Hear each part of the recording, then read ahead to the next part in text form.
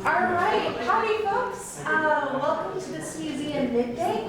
I'm glad that everyone was able to come out and join us here, and we're glad to have Michelle here, and we'll of course let her kind of introduce herself. But before we get started, if you have your cell phone with you, you can just take a moment and make sure it's on silent. That would be excellent. Yay! Yes, amazing. And again, welcome to this Museum Midday, the last of the year. So we're really pleased. I was talking with Michelle earlier, and we've had this Cruising the Fossil Coastline exhibit for this last year here at the museum, and we frequently get questions from people of what do I do if I find fossils when I'm out, in the forest? What's my responsibility? What do I need to know? And so while it's a paleontological question, we of course asked an archaeologist to weigh in on things. We love that she's here, so I will hand things off to Michelle, and we will have time for questions at the end of this program, so let things percolate. And again, thank you very much for being here. So I will hand things off to Michelle. Awesome. Hi, so as Erica mentioned, I'm Michelle Gray. I'm an archaeologist for the Ketchikan Misty Fjords Ranger District for Tongass National Forest, which is a pretty cool position. I am an archaeologist, not a paleontologist, so I'm going to try and blend these a little bit with some caution. But we're going to talk a little bit about fossils as well as artifacts, because sometimes there's some overlap there, and the question of what do I do if I find an artifact or a fossil can kind of follow similar pathways. And we're also going to kind of hint at how those kind of questions can help lead us towards being a citizen steward or participating in citizen science on the forest. So, I mentioned myself, but I also made sure that what I said was in compliance with our Forest Service geologist, and that's Anna Harris. She predominantly works on Prince of Wales, spending a lot of time with the caves and karst systems over there. But she does come over to Ketchikan and other parts of the forest on the north end as well. And if you ever have any geological questions, she's very excited to hear any of those from the public.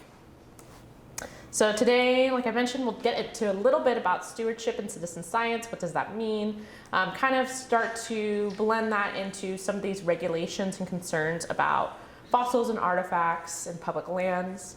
And then, what should we do if we find these items? So first of all, citizen science is when the public voluntarily helps conduct scientific research, most likely on public lands, but this can also expand to private lands, nature conservancy, so nonprofit lands. It can be even just on your day-to-day walks through town. And then citizen stewardship is kind of an expansion of citizen science. So it's when we take personal accountability in conserving our natural and cultural environment. So, if you're engaging in a citizen science project, that's one way you are essentially becoming a citizen steward of our landscapes. So, how can I become a citizen steward? First of all, be open to learn. So learn about the land. Who are the landowners? Who are the managing agencies in the area? This is the land of Klinkarani.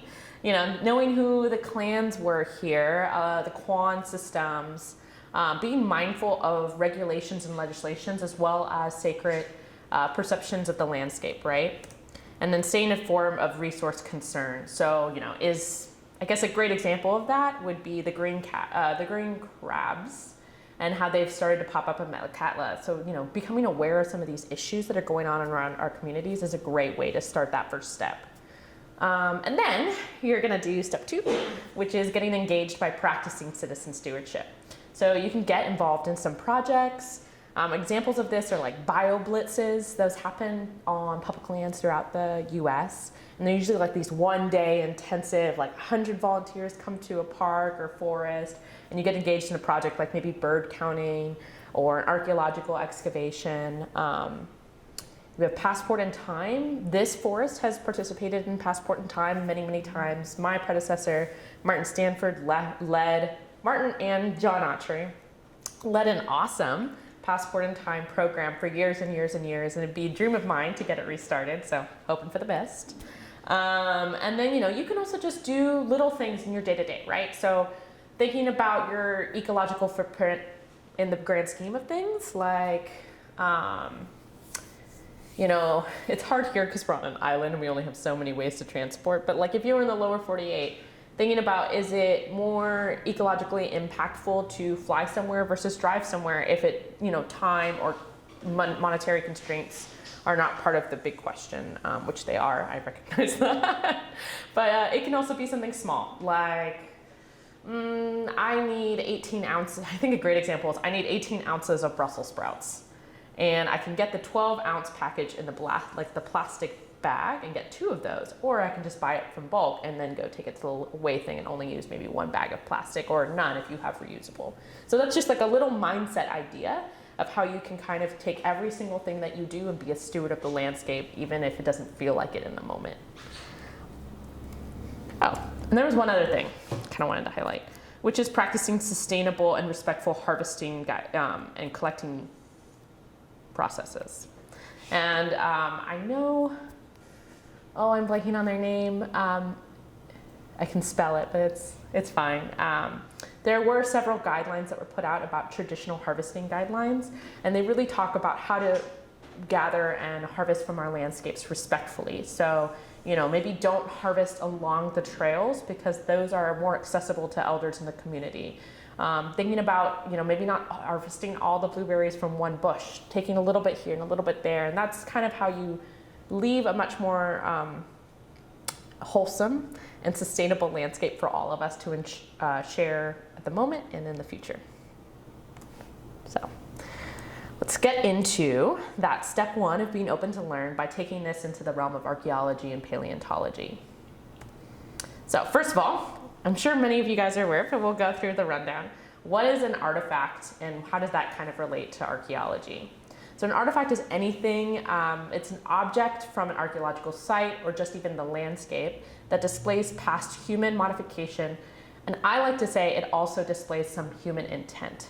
Not always is an artifact actually modified. We have these things, we call them manuports.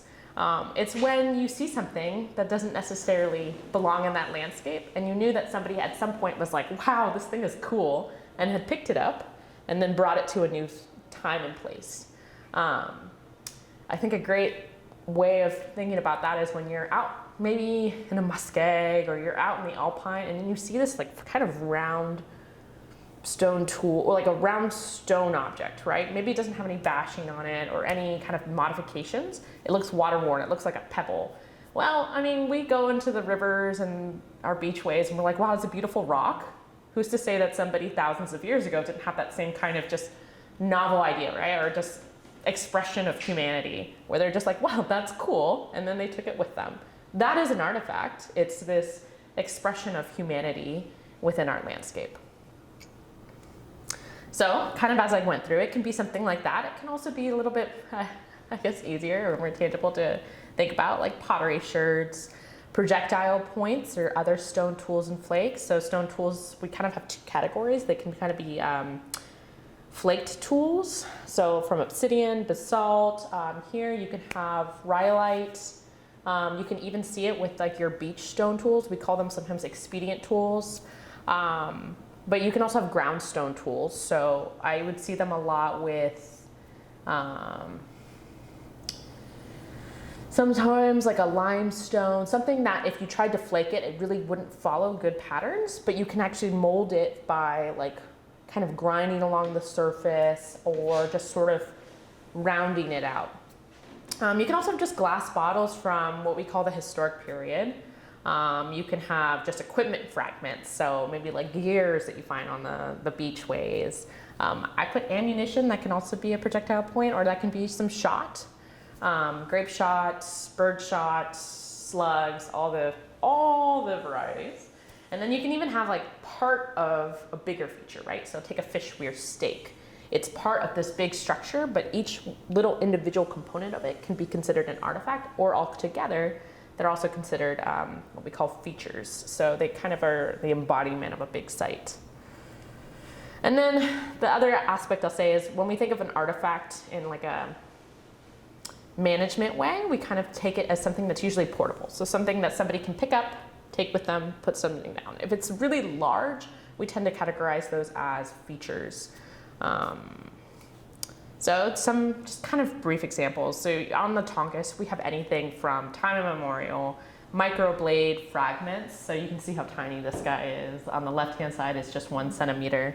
All the way to our cannery and saltery days. So some of the medicine glass bottles that you'll find out in the woods.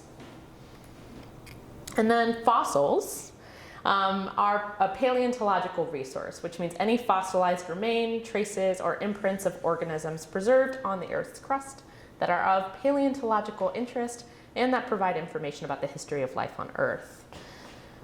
So this can include ichneofossils, so that's going to be those traces, imprints, etc. Plants, invertebrates, vertebrates, and then microfossils. So something that you would probably need a microscope, just tiny, tiny, tiny. I did a tangent. When I was doing my master's degree, I did analysis of ceramics, and we would characterize different types of materials that we were seeing based on some of the microfossils that would pop up in the clay matrices that they were using to make pottery. And then, oh yes, okay. And then under federal regulations, fossils / paleontological resources, sometimes they don't include archaeological resources and associated materials. So you do have this overlap sometimes where something might be called a paleontological resource until somebody takes it and has human intent, right? And then it becomes an archaeological resource. And that's kind of how we have to separate things for management purposes. Also, cultural items that are associated with NAGPRA. NAGPRA stands for Native American Graves, Repatriation and Native American Graves, Protection and Repatriation Act. Sometimes I always mix the two. And I'll get into that one a little bit later. And then you also, for Forest Service, is really particularly important. Mineral resources and petrified wood aren't typically considered paleontological resources. I thought that was kind of interesting when I was looking into it, because I wouldn't think otherwise. I would think that, I guess petrified wood in particular would be considered paleontological, but it actually falls under the Mineral Materials Act of 1947, and it kind of allows you to collect petrified wood under a free use permit, sort of like members of the regular public have up to 10,000 board feet of free use timber available to them on an annual basis. Kind of think about it similarly, but there is a loophole, not a loophole, but just a caveat that doesn't always stick, because sometimes petrified wood can be deemed paleontological when it's of interest. And a great example I was telling Erica about, sometimes they can also become archaeological. One of my favorite finds ever was when I was doing a survey along the ridgeline in California, and we came across this chunk of petrified wood, and I was like, well, that's weird. We're on a ridgeline. There's like no reason. It's totally, it's like an alpine. And then I looked around and I saw these little flakes, and I realized that somebody had taken this piece of petrified wood, probably more than 1,000 years ago, and had thought, wow, that's really cool. And then we're sitting there on this ridgeline, maybe taking a break. We're humans, we like breaks. And then just started fiddling around. I don't know if they had any real intent of making a, I guess what you would say, quote unquote, useful tool, but there was all these little flakes. So they were just kind of having fun, seeing what would happen. And that is a great example of something that became paleontological of interest, because you have this material kind of out of place. And then it became an archaeological resource, because now we've had that human intent component. And then I'm sure you guys have kind of gotten exposed to it in the exhibit, but I just kind of wanted to run down a little bit about the paleontology of the Tongass. So we've had a whole host of different fossils found on this forest. Some of these include the, I'm not gonna butcher it, I promise, maybe I will. The vertebra of that is actually right here on the left. And that guy dates to 220 million years ago, which is pretty amazing. And then we've also had other kinds of materials, right? So we've had other vertebrates like giant brown bear fossilized remains from 57,000 years ago. And then we've had plant remains like a Don sequoia leaf imprint from 21 million years ago. And then, we also have these like raised marine shell bed layers, and they are a great example of how geology, paleontology, and archaeology can really meld in the management of our landscape, because we use these to just kind of understand how this whole area deglaciated, which helps us understand the geology of the area, but also when people would have had access and started living and occupying these spaces. So we can often work together to kind of answer these two questions. All right. This is a lot of legislation, and I'm going to try and get through it. But these are essentially all of the rules and regulations in the state and federal scope that either manage or protect artifacts and fossils on our public lands. So first of all, I want to preface this by saying I probably missed a few, even though it doesn't look like it. I definitely missed a few, but these are kind of like the big ones. So for the state, you have Statute 4135, which is the Alaska Historic Preservation Act, which preserves and protects historic, prehistoric, and archaeological resources. But within that scope, they also say that these three areas, so historic, prehistoric, and archaeological resource, also encompasses fossils. So that's how on state lands you have this additional protection because they only specify that a permit process is allowed for collection. So that's really important to know because there is that difference, and we'll get into it a little bit more. And then when you get into the federal scope, you've got the Organic Act of 1897. This is kind of like the first setup for how you would get a permit for collecting materials. And it really sets up responsibility of the public lands to protect these resources, whether that's through permitting or through educational or interpretive value. Then you go into the American Antiquities Act of 1906. This one kind of further elaborates on what that permit process would look like. And it also starts to tackle, excavation, removal, and storage. And that storage component will get kind of spelled out a little bit later too. Now we have the National Historic Preservation Act. This one is a little bit more for artifacts, so the archaeological realm. I think up until the 1990s, paleontological resources were kind of semi-lumped under this, but not totally. Hence why you see some later legislation developed. But this law also kind of sets up curatorial responsibilities as well as some of the regulatory bodies that we have to consult with whenever we are approving a process like a permit. So we'll talk with our TIPOs, our SHPOs, and the Advisory Council for Historic Properties. And TIPO stands for State Historic Preservation Office, and TIPO is a tribal preservation office. And then we'll get into the 70s. We're almost through it, guys. We're halfway. And this is the Archaeological and Historic Preservation Act of 1974. And this one kind of starts to get into a little bit of nitty-gritty of, all right, the government can be destructive in itself. It's not always these outside parties. It's our own endeavors that sometimes can cause issues, particularly in the case of federal highways. So in these massive efforts to connect the country with the development of infrastructure, and a lot of these pathways also were points, they're the easiest way to get across, which was also the easiest way to get across by foot years ago. So you're seeing a lot of overlap between where projects were getting planned and where archaeological sites would be. So this kind of helps us set up that compliance component and really starts to hammer down on the necessity of the government to take accountability in that regard. And then we get into the Archaeological Resource and Protection Act of 1979. This is the law that gives it teeth. It's called ARPA. So this is what kind of allows us to pursue civil penalties and sometimes jail time if there is damage and destruction to archaeological sites, but it also does include paleontological resources as well. So it kind of gives some teeth to that too. And it also gets into more of the permitting for research. Then, Federal Caves Protection Act of 1988. This one is more about ensuring that caves, particularly what would be deemed significant caves, are adequately protected, and also setting up a permit process for that. Then you have the Native Graves and Protection and Repatriation Act, and this one kind of essentially asks all of the museums and museum staff here know, as well as federal agencies, to start to develop some of those pathways towards repatriation of not only human remains, but funerary objects, sacred objects, and objects of cultural patrimony. This one is particularly relevant for archaeological resources because a lot of the archaeological resources we have were often in association with human remains. And now, just the last two. You have the Paleontological Resources Preservation Act, and so this is the law that essentially like kind of recognizes that some of the other previous laws really hadn't tackled paleontological resources in the depth that was necessary. And this law also kind of spells out when collection without a permit might be allowed.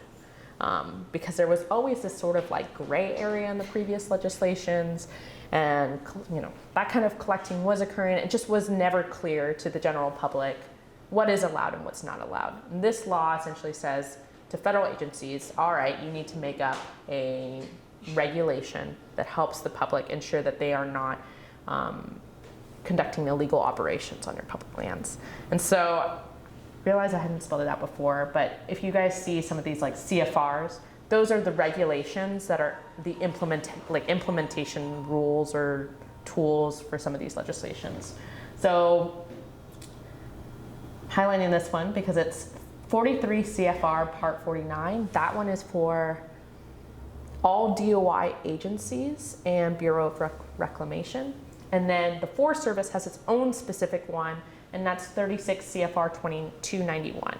So if you ever want to get into nitty gritty, those are your two regulatory documents that are kind of giving you some really in-depth guidance. And then last but not least, the curation of federally owned and administrated archaeological collections. So this regulation kind of ties into a couple of these legislations, and they are kind of what helps set up what is a what are the federal mandates for what a museum must be. So in order to hold federally owned or managed archaeological or paleontological resources, actually all resources, but yeah, we made it, guys. That was the hefty one.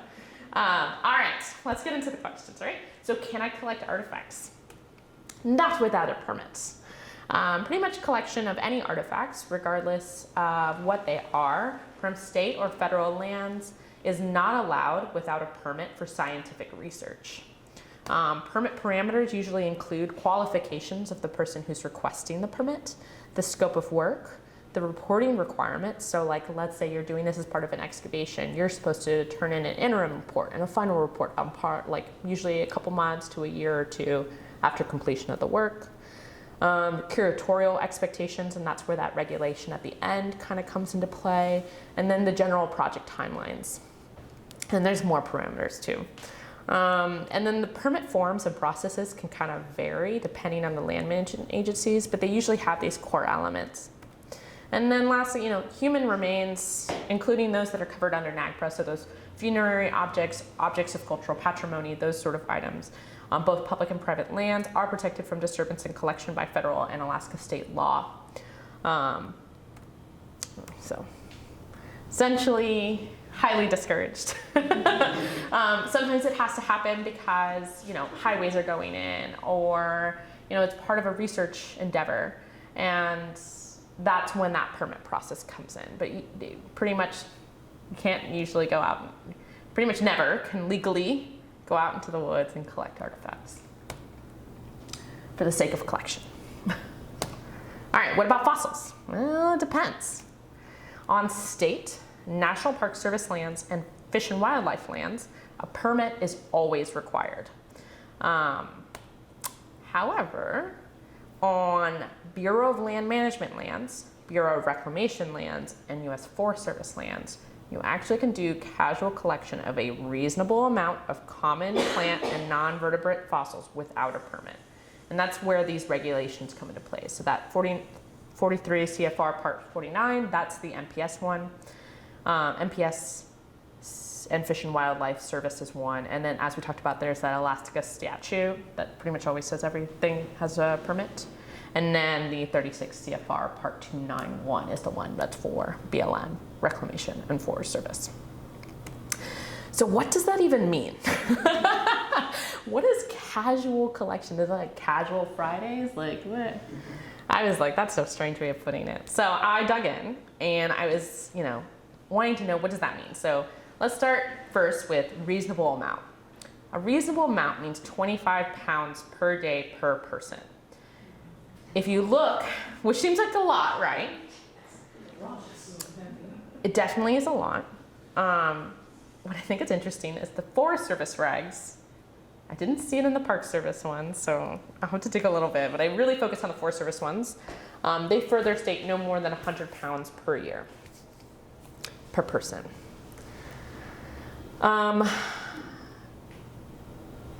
Yes, so essentially that collection can never be for commercial uses. It's only for non-commercial uses. So even if you collect something from this forest, and it meets all the other parameters that we'll talk about, and then somebody has something really cool, and you're like, oh, I'll trade you this fossil I found for this very cool item that you have, that is not allowed. That falls under this, essentially that would be in violation of the parameters set by the regulation and the legislation. So sale, bartering, trade, any of those items, any of those processes, those are not allowed. Even research. If you were to do collection on behalf of research, that requires a permit. The only fossils that can be collected are those that are deemed common. So they are usually those that are of ordinary occurrence and are widespread distribution. Not all invertebrates or plant fossils are common. And then finally, it can only be via surface collection or use of non-powered hand tools that would result in only negligible disturbance to the Earth's surface. So to kind of get into that, pretty much non-powered hand tools are limited to those that you can literally just pick up with one hand. So geological hammers, trowels, and sieves. Not two hands. So no shovels, no pickaxes, definitely no jackhammers. Pretty much anything that would result in a negligible disturbance. So negligible disturbance means little to no change in the surface of the land and causes minimal to no effect on any other resources. So it's kind of pretty much the safe bet is surface collection. And that's kind of what that casual is leaning towards. The casual means you're not going out there with a whole big operation, carving away that landscape. Casual means you're walking around beach combing, essentially. Think about it in that way. It shouldn't be destructive. It shouldn't be the only example of that fossil on the landscape and you take that one example. It's supposed to be to the point where the next person who walks across that landscape won't realize that you were there. So at the end of the day, you are responsible to know where, which, and how many fossils can be legally collected without a permit. It's also good to keep in mind that areas can already, like right off the bat, be restricted or closed to collection of paleontological resources. So for the US Forest Service regulations, that would include any national monuments. So pretty much anywhere in the Misty Fjords National Monument Wilderness or Admiralty Island National Monument Wilderness, as well as caves, because caves fall under that other legislation that essentially says right off the bat that any collection within a cave has to have a permit. And then, we do have BLM lands around, so I just wanted to bring this in. So the BLM specific guidance regarding this casual collection element is that for them, non-vertebrate fossils are considered common unless they're recognized not to be. But that's not the same for Forest Service. So it's really good to keep in mind whose land managing agency land you're on, because those little specifications, those little caveats can be very different. So if you don't know, check in with your federal office that manages those lands, and they'll kind of give you that awareness of what's maybe common versus not common, and where you can collect and where you can't collect, and those kind of things, what you might need a permit for. And then if you're out and about and you're just not sure, and obviously we don't have self-service, I don't even have self-service past Mountain Point, so I can't even call. You can always just take that photo and send it in, and they'll let you know if that's a common or uncommon. And actually, they'll probably be very excited to see a photo because we can't always get out in the woods. There's only a few of us. So, kind of wanted to add in one more thing. What about like agates or really cool rocks that aren't fossils, any of those things? You can do surface collection of rocks, agates, and meteorites for personal, hobby, and again, non-commercial uses without a permit. And the general guidance is essentially 1 5-gallon bucket is allowed per day for a total annual limit of 250 pounds, which also, I applaud anybody who has the space capacity to have 250 pounds, because I definitely don't. But remember that any of that collection should not be destructive or damaging to the landscape. So, what are the impacts of collecting?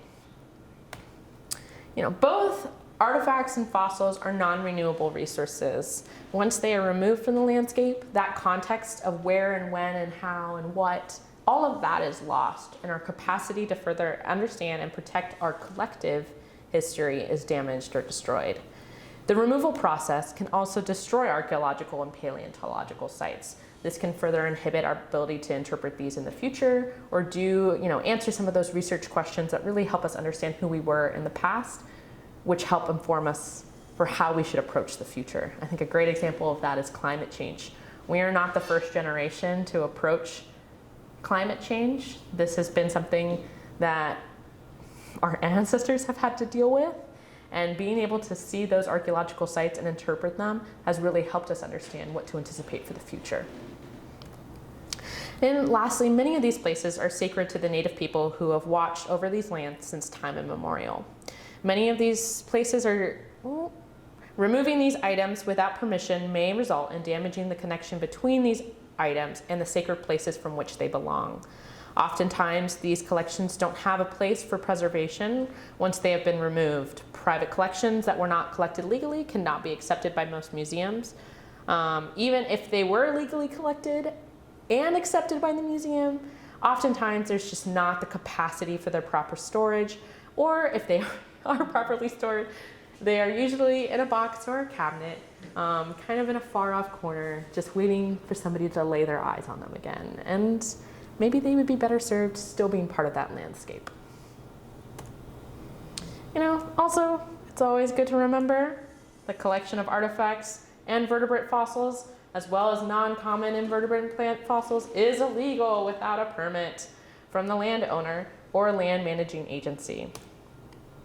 And that commercial sale, trading, etc. of these artifacts or fossils is illegal.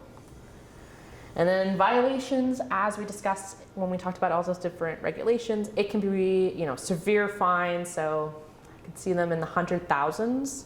I've seen that a couple times, and it could be depending on the number of instances. And you can also have imprisonment or jail time. So we went through step 1, which is the learning. So we learned about the regulations, we learned about what an artifact and a fossil is, and we learned about the permitting process and what's allowed and what isn't. So next step is practicing our stewardship. So how do I practice citizen stewardship if I find a fossil or an artifact while I'm out and about exploring? Step 1, record the location. GPS the location if you can. A lot of us go out there with little GPS units, or you can even use Google Maps and you can drop a pin on your current location. I have done that in the past for things. But if you don't have any of that, you can just make a quick sketch map. Just kind of say, Deer Mountain Summit is this direction from me, about this far away. All of that is very helpful. And then it's great if you can, let's say it's a lot of different items on the landscape, just kind of estimate what the general size is. Step 2. Photograph the artifact or fossil in place. So a great thing is, drop a banana for scale or a pencil or a coin. And then photograph the area and the surrounding landscape. So let's say if we had a projectile point on there, maybe put down a pencil or a Cliff Bar or whatever you have with you next to it, photograph it so we know kind of on average what to look for. And then if it's on a ridge line, it's great to know that as well, because that kind of helps pinpoint that location if we don't have it for GPS.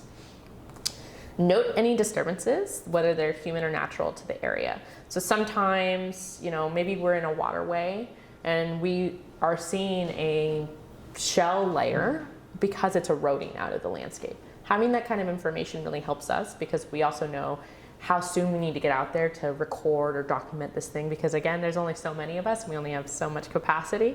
So being able to understand what those impending threats and disturbances could be can really help us ensure that we're managing the landscape responsibly. Do not remove it. Once you remove it, we really key in on that word context. It's essentially a much less jargony way than saying provenience, which is that space and time component to what an artifact is. So it kind of helps us not only dictate what the item might be, what its connection to our general history can be, but also cultural affiliation. Who would be the associated clan or clans, tribes, or even, in our more modern past, migratory communities, all of them. And then last, tell your appropriate land management agency staff. And I put an exclamation point because we will be just as excited as you are about your finds, I promise. And then, on an average, there are various opportunities for the public to get involved. If you're up for a little bit of travel, there are projects that are available nationwide or even internationally to get involved in citizen science or citizen stewardship. You have Passport in Time, which is Forest Service and I think BLM projects. CitizenScience.gov is this giant database for all the public land projects that are going on, past and present. You can start up a nonprofit or friends group or get involved with a nonprofit or friends group. So friends groups, if you're not aware, they're kind of like these, they're great ways that the public can take an active role in gathering financial support and providing a volunteer base for stewardship projects that the community would like to see in their public lands. And then we also have a bunch of different internship programs that I can say, at least as the forest, we engage in to help get young students and young professionals in the door with the community or with our public lands and get them exposed to what science in the woods can kind of look like. GeoCorp is a great one. That one is the one that we actually use to hire our cave guides for LCAP. So if you know anybody who's at least 18 years old, we're hiring at least 2. Volunteer with your local district office. So I kind of included the phone numbers for Ketchikan, Misty Fjords, the Southeast Discovery Center, Thorn Bay and Craig, but you can also just reach out to Amanda Cochran, who is our volunteer coordinator for the forest. So let's say if you were interested in setting up a friends group or getting involved with a friends group, but you weren't sure who or what would align with your values, you can definitely reach out to her and she'll point you in the right direction. And if that wasn't enough, there's also kind of digital ways you can keep up your citizen stewardship or your citizen science endeavors. So this is a great one. This is called MacroStrat, which also has a complementary mobile app called Rocked. But this is sort of like a crowdsourced geological database for the whole area. I included a screenshot for Ketchikan, but you can see all the black lines. Those are fault lines that come across our landscape. And you can also understand all the different geological features that are present and what those ages would be. So it's pretty nifty. And then you can use the Rocked app as like a field book. So you would be able to go out in the field and you say, oh, I found this fossil. You could scan it and then you add it to this app. And it becomes sort of like this collective way to digitally collect fossils without actually removing them from the landscape. Oh, and if fossils aren't your thing, there's also a couple other apps that are really similar to this. So iNaturalist is a really great one for wildlife and for plant identification. I used it a bunch in the field. And then Merlin app is a great one for birds in particular because you can upload sounds and it'll help you with identification as well. And then, last but not least, we also have a lot of resources on our websites. So this is a great one where you can start stewardship when they're just 3 or 4 years old. This is our Junior Heritage Ranger book. And so you can actually pick these up at the Southeast Discovery Center and they can work through what is archaeology, what's an artifact, and they can actually become a steward themselves. So, and then we have other educational resources available on these websites. And if you have any more questions, here is my contact information and Anna's contact information, and we're happy to kind of answer anything along the way. Today, tomorrow, whatever. And that is it for me.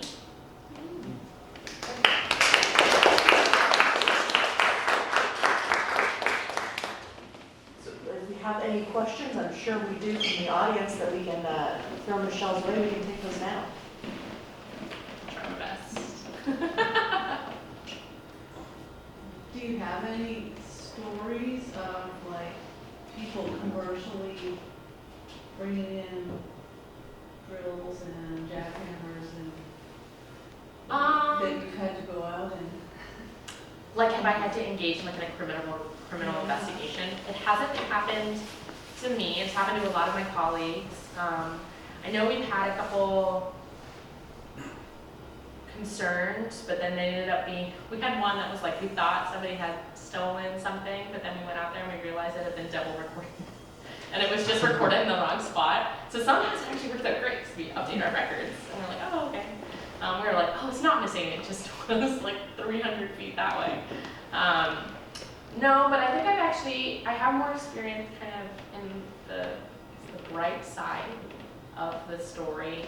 When I worked with National Park Service, we would use metal detecting groups a lot to help us with survey.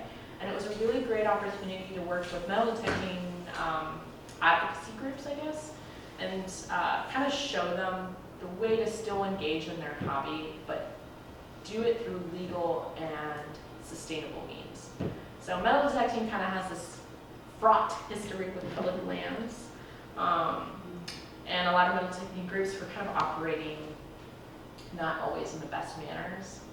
I feel like I'm generalizing, I really don't want to be, but right off the bat, metal detecting is not allowed on National Park Service lands. So if you ever were on a National Park Service land and you saw something metal detecting, it's like right off the bat, it's never legal unless you have that permit. But you know, a lot of these people, they grew up doing it. That is just something, it was like going to church on Sunday. They go to church and then they metal detected the metal fields, you know, and it was kind of part of their identity, not in a weird way, but like it's just a cultural thing. And we want people to, we don't want to take that away from people's identity or culture, but we want to show them the pathways to do it that A, is legal, B, actually can help us because they're amazing at it. I mean, I have done metal detecting and I'm absolutely terrible. I pick up like pop tops from soda cans that were dropped like 2 days ago, and they can like hear a ring and know exactly what it is. They have the expertise and the knowledge that I never will have. So it's like, how can we work together for a better ends and do this sustainably and effectively, but also collaboratively. So that's, I think, for me, how it's turned out nicely. It's like through these efforts, we've actually found these nice pathways to show people another route that allows them to still engage in something that was part of their childhood, but also helps us preserve the history for all, for everybody. Do you have, if people are interested in citizen science in Ketchikan, are there organized groups or how do they go about doing it? Yeah, so it kind of depends on what you would like to do. So if you had a particular interest, you could reach out to that resource specialist. So if you wanted to work in archaeology, that would be me. If you wanted to work with birds, that would be Ben Lindley, who's the wildlife biologist. Plants would be Val Cancino. Or, if you don't even know who those people are, because most people wouldn't, you can always just reach out to Amanda, and she's really great at funneling folks to the right person. She's really responsive. She wants to get people engaged and in the forest. So if you just reached out to Amanda and you said, I really am interested in XYZ, she kind of helps put you with the right person. As far as active, ongoing projects, the one we've just started is the Ketchikan Tlingit Traditional Garden. So right now we just built the boxes. They're on the water side of Camera-V. So if you're walking along that pathway, you can actually walk by them and say hey and wish them good luck. But we built the boxes, we put in some alder that we've collected, put in the soil, and then in the spring we're actually gonna put in some Tlingit seed potatoes. So we'll have at least an event around that where we'll invite the community to help us plant those potatoes, and then we'll have another event at the end of summer, early fall for the harvest of those potatoes. And then hopefully that garden will kind of grow and we can expand, what sort of traditional foods that we might be able to help support in the community. So that's something that's actually going on, and it's a little bit collaborative. But Val and I have been kind of approaching it from a co-resource, co-stewardship mentality. Where is it again? So if you're kind of, you know the path that goes from Bar Harbor up towards the district office? It's like, Oh, yeah. it's Oh, along okay. that path, and then you'll essentially get into the district office area, and it's before you would get to the gate for the warehouse, and then where the wraps around clothing. So it's right there. It's really cute. I'm impressed by it. But yeah, we just planted, so there's no potatoes in there yet. Are you working with Rosette from Community Garden? Yeah, Rosette helped us a bunch, and Ketchikan Indian community has also helped us a lot. And we're kind of excited to keep working with them and help share resources and knowledge. So that's something that's actively going on. And then I know we have, I don't know if it's necessarily a Forest Service project, but as a community, we usually do like a giant, essentially bio-blitz for migratory birds, where everybody goes out in the community in different places, and you're essentially counting all the birds that you see in the different spots, and they help us get numbers for migratory species that are present and the quantities. So that's another really great example, and that was a co-land agency project. That's what I was more familiar with, is that sort of bio-blitz thing, both in the water and on land as well. I was just wondering if there's any organized groups doing that kind of thing, or a regular yearly thing or something. Well, I'd love to get something a little bit more organized. I know we also have the Ketchikan Outdoor Recreation and Trails Coalition that just restarted.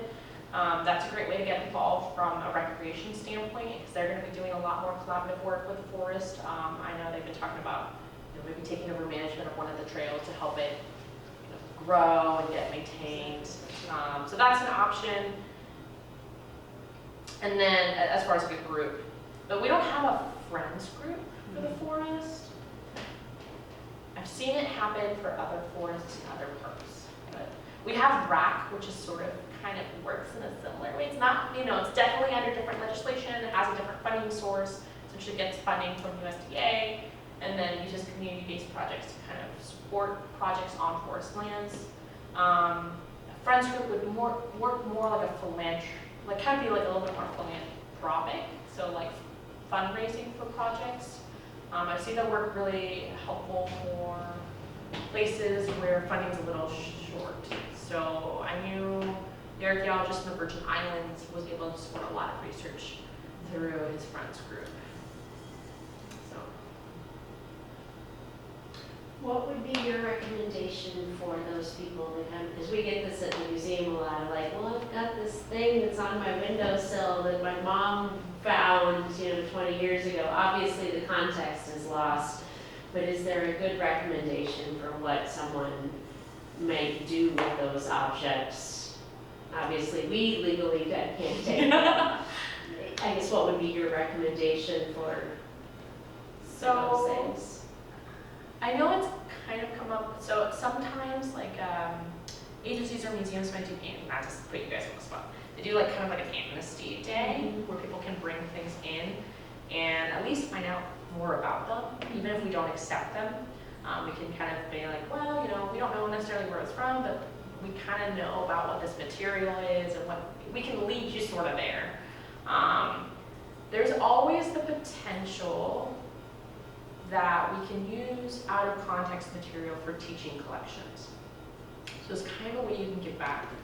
And then, if this is an item where it would be better served to belong with the Alaskan Native tribal communities, that's also a path we can pursue. So talking with the tribes, tribal corporations, tribal members, executive councils, or, Ketchikan Indian Community has a cultural resources department. There is a tribal administrator for Saxman, and there's a tribal administrator. There's various departments depending on what you're looking at for Metlakatla as well. So you can always talk to the tribes too, because sometimes that might be the best avenue, is at least putting it back with the community from which you was affiliated with. So that would probably be. It's not a great answer.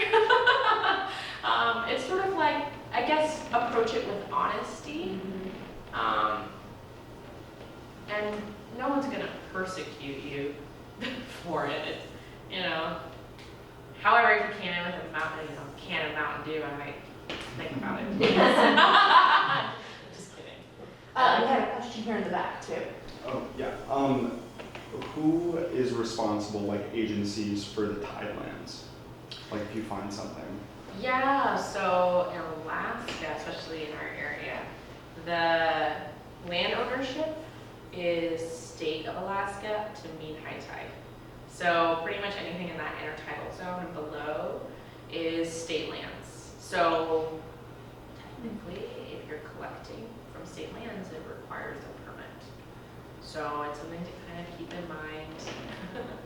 And then everything above mean high tide can be anything from land agencies for public lands to private lands. And then when you get to corporation land, that can be a little bit tricky because there's a difference between surface versus subsurface kind of claim when it comes to some of the corporation land. So sometimes it might be, especially like things that were part of like AMSCA, where you might have Sea Alaska lands. Sea Alaska lands are subsurface, but then you might have like a village corporation. So we've got regional corporation versus village corporation. They might kind of have like this sense of like shared ownership or shared management of some of the landscapes.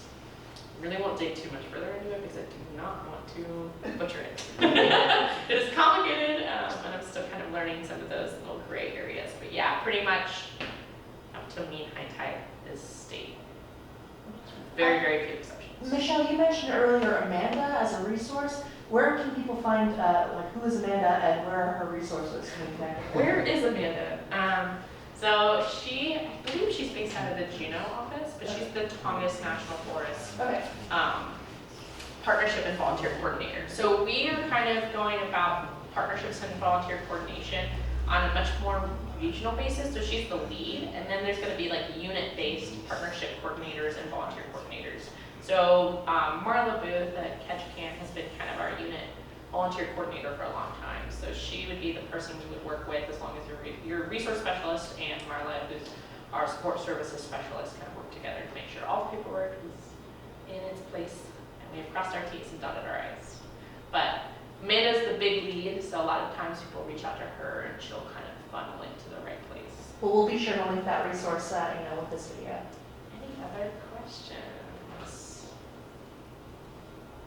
So like taking bucket loads of little white rocks from Bugge Beach, is that a big impact on and putting them in your yard?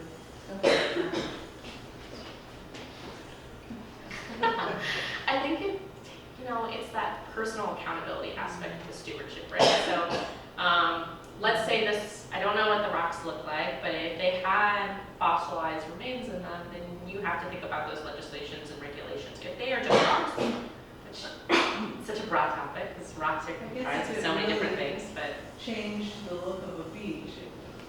yeah. And one person doing it, maybe not as much as impactful, but like let's say a community starts to do it, or it's sort of like we have responsibility for setting a precedent. So, we want to be the symbol of what we want to see the landscape. So as long as we're taking responsibility for what those impacts could be, and then educating ourselves and those that we come across and what responsible harvesting, gathering, and collecting can be, then you're doing your part. If that makes sense. Yeah. Okay.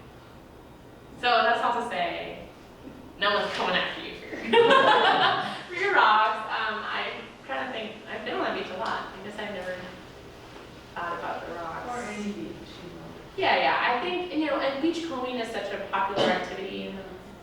It's all about just being responsible. So let's say you find something on that intertidal zone. A lot of times those items are kind of out of context, but sometimes they're not. So like more recently in Florida, they actually had a whole shipwreck that they didn't even know about get uncovered. And it was honestly in an intertidal zone, but you would have had little bits, artifacts that popped up from that probably years in advance as the waves are kind of getting, they're eroding out the landscape and then depositing, eroding and depositing. On the surface, one might think, oh, this just came from somewhere far off, but actually couldn't have. And so there could have been that connection made had it been left in place. but that potential is now gone. It's just something that we collected from that beach 10, 15 years ago. So it can be a tricky landscape. It's about, you know, if it's one rock out of 1,000 rocks on the beach, what's that impact compared to maybe one trade bead that you find on that beach? It's like, and what removing it might prevent us from understanding in the future, or even now. What about old dumps? Old dumps are archaeological sites. So those are called middens, M-I-D-D-E-N, which sounds a lot like mittens. Makes you really pronounce your T's. But if they are over 50 years of age, they are pretty much already by default considered significant as archaeological sites, and they could be by default on the National Register of Historic Places. We have to go through this significance policy, and then we can find ways in which they are no longer significant. That's a whole other process that I won't dig into. But we have a couple different legislations. So that one is the National Historic Preservation Act, and then if it's something that's over 100 years old, that one falls into the Archaeological Resources and Protection Act. But yeah, trash dumps they're places of history, and I know it kind of sounds weird, but some of the coolest things that I've ever found were from trash dumps. Like, I was working in California once, and I went to a trash dump that was associated with a mining camp, and it was in a valley that was particularly dry and didn't get a lot of sun, and we could actually find like the old shoe soles and like whole shoes from 1850s. I mean, that's pretty awesome to kind of see what were people wearing when they were out there, because what they were wearing might tell you how much money they had, where they came from, what kind of things they may have been eating. So like, what were the nutritional levels at that camp? You could figure that out from the different types of food stuffs that you find out there. So whether that's cans, tins, glass bottles, do they have access to medicine? You might get that from like different little medicine bottles versus lack thereof. All kinds of fun things. And things that they weren't allowed to have oftentimes end up in privies. That's like where the really good stuff is, because then you get to know about like how much access do they get to have to things that they theoretically weren't allowed to have. You can really see that in like enslaved African communities or villages in the southeast. Is in privies, you would actually see a lot of things that they would have that they were like kind of were maybe illicit materials, or like in prison encampments. So like Andersonville prison was a Civil War era prison. I don't know if anybody knows about it. No, it's very sad part of our history. Like 13,000 Union soldiers died in this camp that was only operational for 13 months.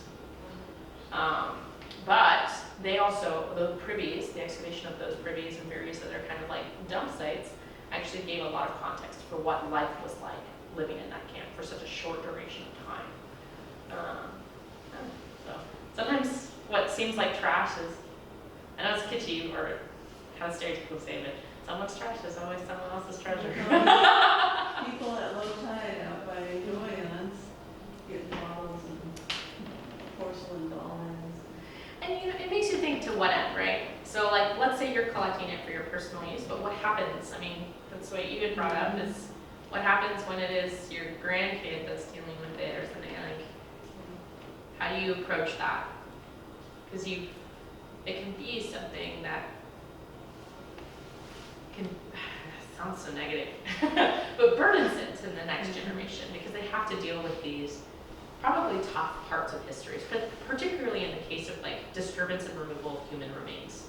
A lot of people have things that belong to people's ancestors, and it's a hard history to approach and to deal with. I mean, we have to do it, and to do it with honesty and transparency is the best way to go about it, because we don't want to run around and prison you unless you are doing it with malintent or fine people. But we also want to help these items find their home again. So it can be a very difficult path, but it's always a good one to try and find an item's way back home if we can. And to avoid its removal. All right. Great. Well, we've got your contact information, Yes. and we'll be sure to share that. This presentation, along with all of our past Museum Midday presentations, they end up and they find their home on our YouTube channel page. So if you want to revisit this or our other season of material, you can definitely do that. But we want to make certain to thank you, Michelle, for coming out and giving us a little more context. We've had this cruise in the fossil coastline exhibit. We've had all of these fossil questions about public land. So we're glad to have been able to walk through that. And I want to invite everyone out next month. So January, that first Thursday, we'll kind of finish up our cruise in the fossil coastline specific speakers, where we'll actually have artist Grace Freeman, who's done a lot of the coloring work for Rachel's featured exhibit here. She'll be here talking a little bit more about her artistic method and coloring and all of that. So you can kind of bookend the entirety of this cruise in the fossil coastline with that. But once again, our thanks to Michelle Gray for coming out and speaking with us today. So thank you.